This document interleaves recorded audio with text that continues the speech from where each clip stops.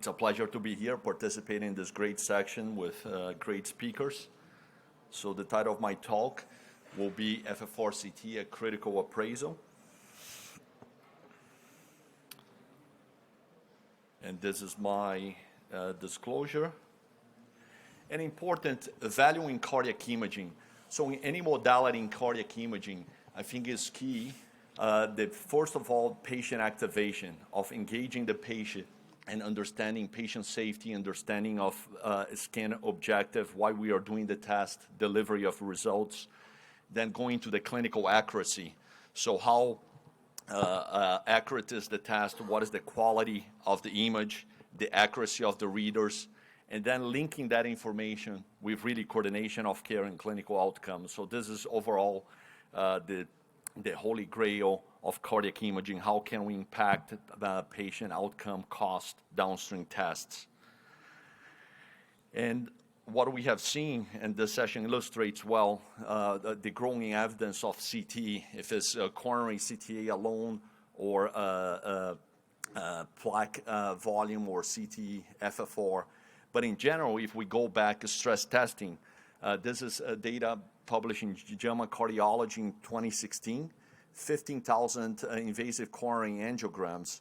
And in this data, positive stress tests were the least likely of having patients with obstructive coronary artery disease in the cath lab and to receive a revascularization. You can see in the graph that the positive result by stress test was the least predicted, both on your left side regarding obstructive coronary artery disease in the cath lab and revascularization after stress test.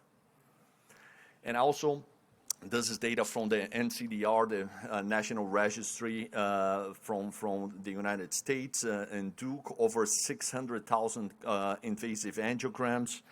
And the rate of obstructive CED by cardiac cath in general was 42%, was quite low. So 58% of patients had non-obstructive CED in the lab.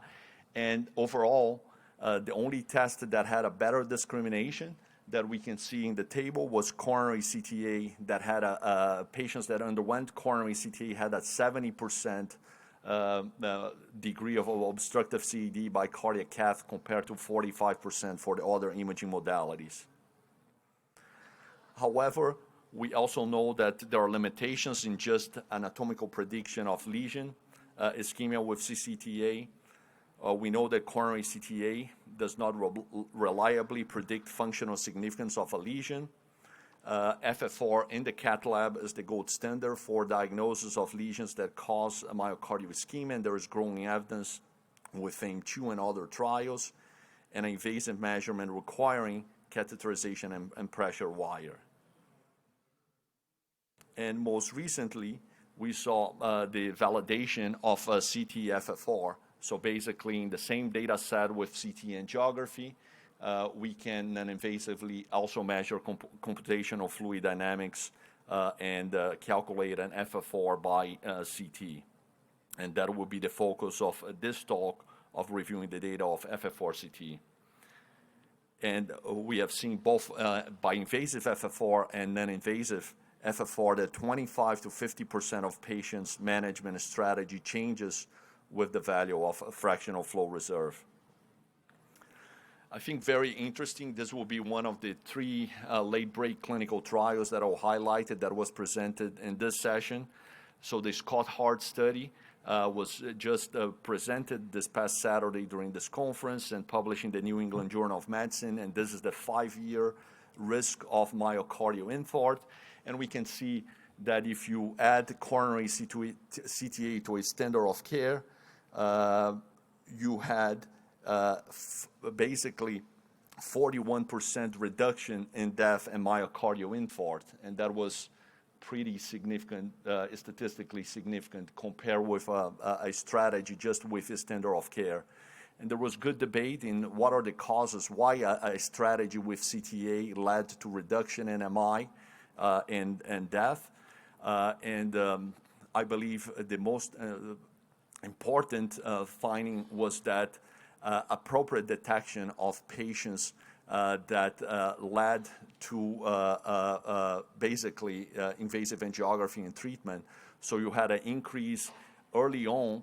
You had an increase in referrals for invasive angiography in the CTA arm, and revascularizations was not as statistically significant.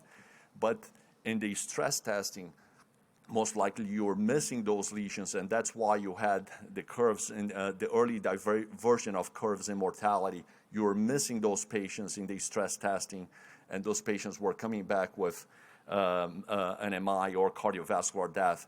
And the secondary benefit was the added value of statin and aspirin and preventive measurements that we saw statistically significant in the CTA arm. So both, there was good discussion, but early on, probably the most benefit was the appropriate triage of patients that would need revascularization. And actually, if we go back, also presented this year, the FAME2, the 5 years outcome, so similar data, but with invasive fractional flow reserve, we can see that a PCI-guided strategy led to a 34% reduction in MI. So you can see the PCI 8.1% in events versus medical therapy 12%, but guided by fractional flow reserve. So we are seeing that really to add to the revascularization, the patients that benefit from revascularization are the ones that are appropriate triage and have an abnormal fractional flow reserve. And that was the conclusion of FAME2, the 5 years outcome. Overall, two important lessons: that patients with invasive FFR in the cath lab greater than 0.8, the outcome is favorable with medical therapy, and FFR less than 0.8, PCI with drug-eluting stent provided sustainable benefits regarding the need for urgent revascularization, the rate of spontaneous MI, symptomatic relief without a late catch-up phenomena as seen with this 5-year data set. So regarding FFR CT technology, basically you need a standard CTA data set, so a good quality coronary CTA performed per societal guidelines.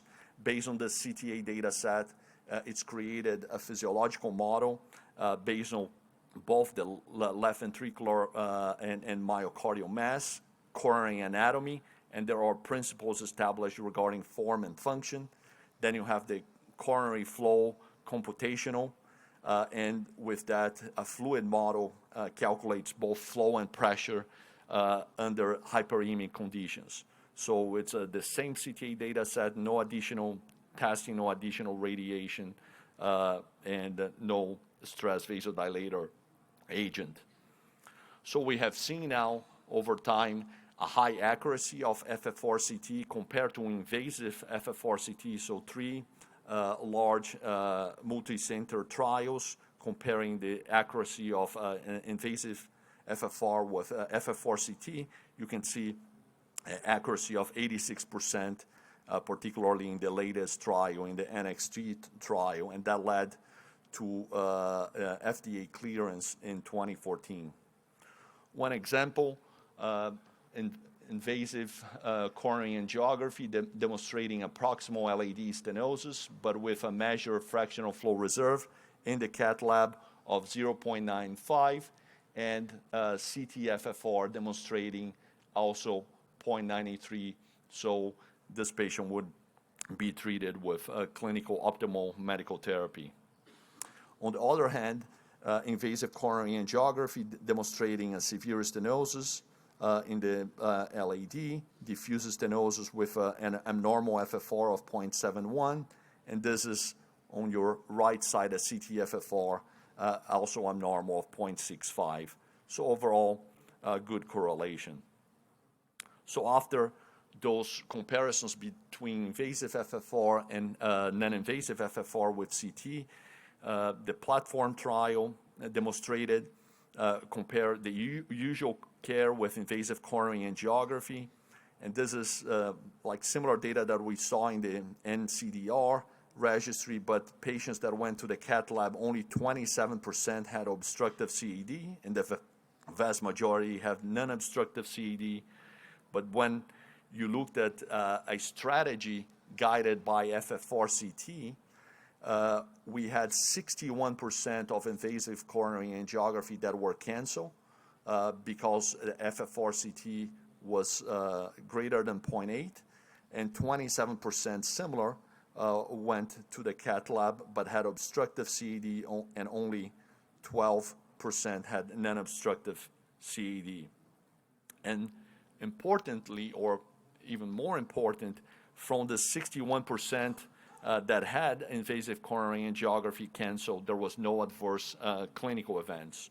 So it was safe, a value of FFR CT of above 0.8 of treating with optimal medical therapy.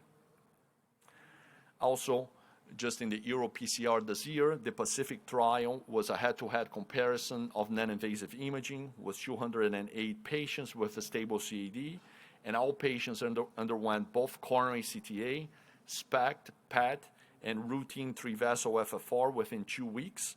That was a blinded and dedicated core lab. And also, there was a FFR CT sub-study comparing FFR CT with CT, SPECT, and PET. These are the results of the Pacific trial, having invasive FFR as the gold standard. What was seen is that FFR CT was the test with best discrimination of an area under the curve of 0.94. PET came after with an area under the curve of 0.87, CTA just after with 0.83, and SPECT, the least performing test with an area under the curve of 0.7, having, again, invasive FFR as the gold standard. So some examples on how potentially this could be incorporated in clinical practice. You have here in this image LAD lesion, and this is a lesion-specific ischemia, so a severe stenosis leading to ischemia in the LAD distribution. You have an abrupt drop in the FFR CT values going from 0.95 in the proximal LAD to 0.53. So this patient needs to go to the cath lab, confirmed by invasive FFR, and treat accordingly.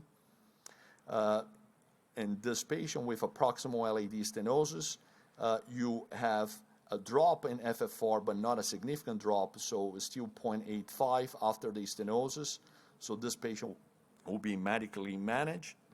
And then another patient that had FFR, but just a slightly drop towards the distal, very distal vessel, and this patient was doing well after 12 months post-cath deferral. So now that's what we are seeing. That was the second late-break clinical trial that was presented in this conference, was the ADVANCE registry with a simultaneous publication with the European Heart Journal. Was a registry of FFR CT in a real-world clinical practice, a multi-center registry, over 5,000 patients, and they looked for 90 days outcome and using FFR CT to guide patient management. Overall, FFR CT led to a change in management in 60% of subjects in this registry. FFR CT greater than 0.8 had a good safety with low rates of invasive angiography. There was a significant lower rate of anatomical non-obstructive disease at invasive coronary angiography in patients with abnormal FFR. So only 14% of patients with abnormal FFR had non-obstructive disease by cath lab, compared to 44% of CTA. And there was also an inverse relationship between the value of FFR CT and downstream coronary angiography, revascularization, and MACE, meaning that as FFR CT values drop by CT, the rate of invasive coronary angiography, revascularization, and MACE increased. Then the next question is, where should we use FFR CT So most likely will be in intermediate lesions. So CTA is very good to exclude disease if you have no plaque or stenosis or minimal disease. And that is, if you are applying coronary CTA in low to intermediate risk patients, that might be probably 60 to 70% of your patients with negative or non-obstructive CAD. So CTA will be able to take care of that. And also CTA is very good to detect high-grade severe stenosis. But those intermediate lesions, that's where likely you need FFR CT. So here, a patient with proximal LAD lesion, we can see the same stenosis by CT, but actually FFR was no ischemia, so intermediate lesion, 50 to 70%, no ischemia by FFR CT, also no ischemia by invasive FFR. On the opposite, proximal LAD lesion, also showing both by cardiac cath and CTA, and we can see an abnormal FFR by CT, and also an abnormal FFR by invasive angio.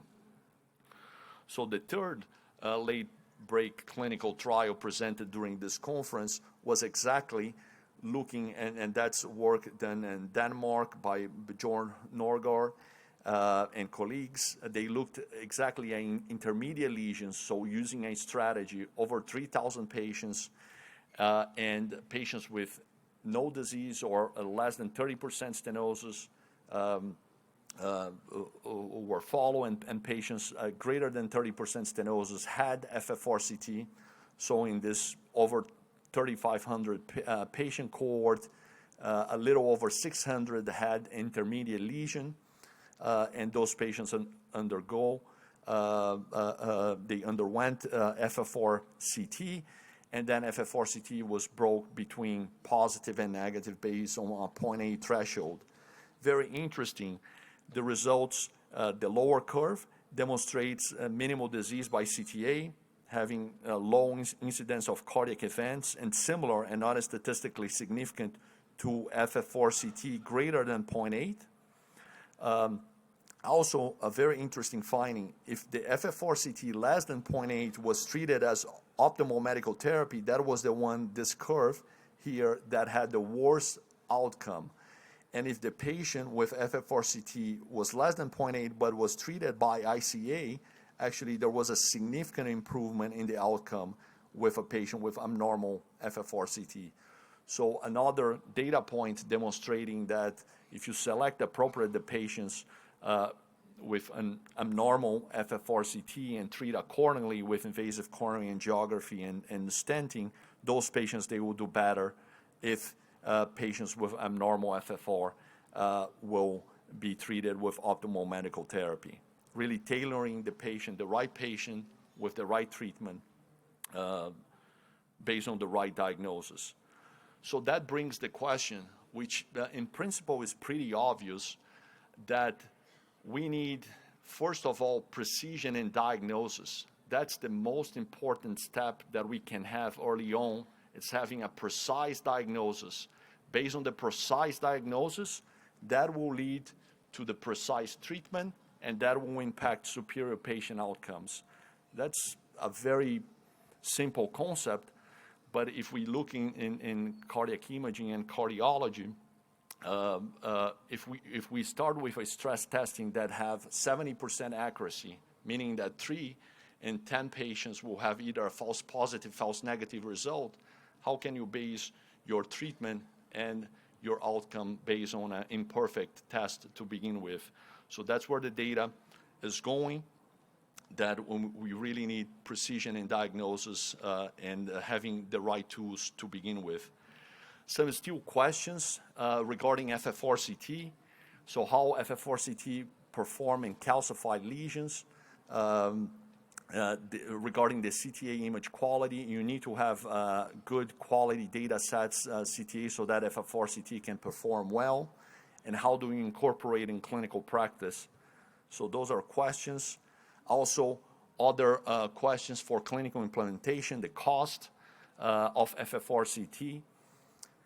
And in the United States now, Medicare and some private payers are reimbursing for FFR CT. There is still the need to transfer to off-site evaluation. So you need to send the data set, wait for the results, and send it back. So that is not ideal. It's still some significant manual intervention in the part of the post-processing, and the turnaround time of results. Having said that, the turnaround time of results have reduced dramatically from 24 to 48 hours now to 4 hours of being available, the results of FFR CT. So in conclusion, FFR CT is a non-invasive method that allows for the assessment of lesion-specific ischemia without the need of administration of a stress agent or downstream testing. FFR CT has demonstrated excellent correlation with invasive FFR, particularly with reduction in false positive results and increase in true negative results. And FFR CT demonstrated to reduce unnecessary invasive angio and revascularization procedures. It may enhance coronary CTA to act as an effective gatekeeper to the cath lab, and we still need to improve in the challenges that I mentioned regarding cost, transfer to off-site evaluation, image quality, and turnaround time. Thank you very much. Thank you, Ricardo. We have no time for questions, but we just received an important question here on the mobile app, which is, how do you deal with the borderline CT-FFR values? Do you refer them for CAT? Do you do any other non-invasive tests, or what do you do? That's a very good question. So a borderline FFR CT value, I think you would incorporate the results also of stenosis, plaque volume, plaque type was elucidated in this question, but most likely the next step would be going to the cath lab and having an invasive FFR and defining the management based on the invasive FFR. Thank you, and we'll close this session. Thank you everyone for attendance, and thanks for the speakers for great talks.